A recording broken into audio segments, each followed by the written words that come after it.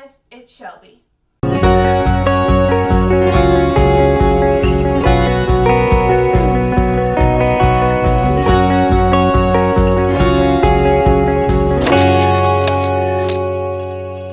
Welcome back to Live Life Balanced.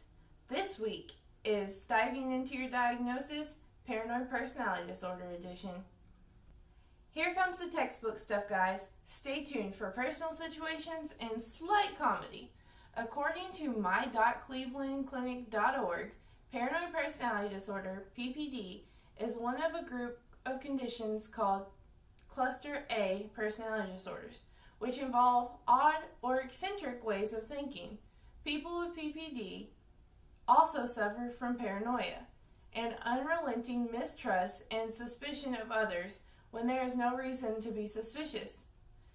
Symptoms of PPD may include doubting the commitment, loyalty, or trustworthiness of others, believing others are exploiting or deceiving them, are reluctant to confide in others or reveal personal information because they are afraid the information will be used against them, are unforgiving and hold grudges, are hypersensitive and take criticism poorly, read hidden meanings in innocent remarks or casual looks, perceived attacks on their character that are not apparent to others.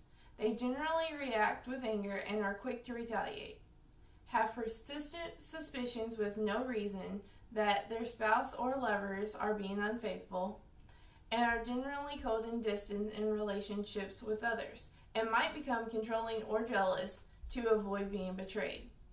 Cannot see their role in a problem or conflicts, believing they are always right, having difficulty relaxing, are hostile, stubborn, argumentative, tend to develop negative stereotypes of others, especially those from different cultural groups. Causes. The exact cause of PPD is not known, but it likely involves a combination of biological and psychological factors.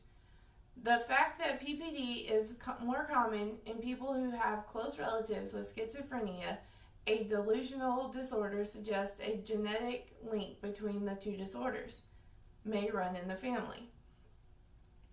It is also believed that early childhood experiences, including physical or emotional trauma, play a role in the development of PPD.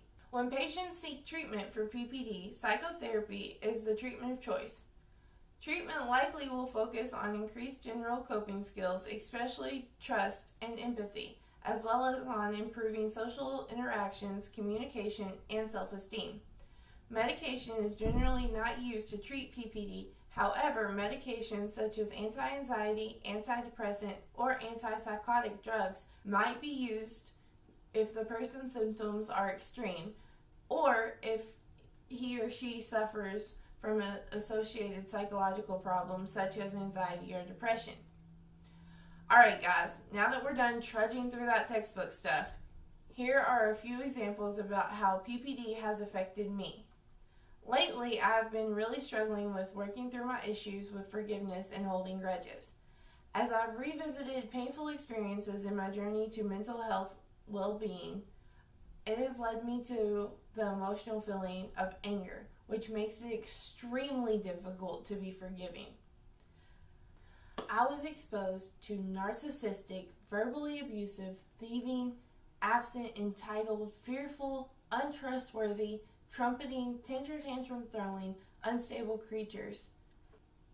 But because my anger foreshadowed my ability to forgive someone that should have been there to protect a child like me from an environment filled with turmoil, in my journey, I want to be forgiving so that I can let go of anger that keeps me from letting go of the negativity.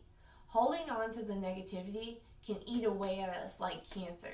Don't get me wrong, I do not condone the actions of those that provided me in a toxic environment, but I am learning and working on forgiveness, not for the creatures from my past, but for me.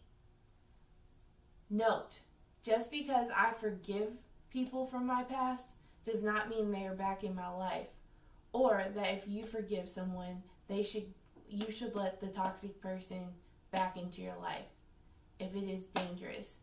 Always consult a therapist if you're wanting to bring the toxic person back into your life so you can do it in a healthy manner. I had trust issues. In the past, I've had difficulty believing in people due to my fear of exploitation, and the past deceptions I've experienced left me fearful of being vulnerable and incapable of having long-term personal relationships.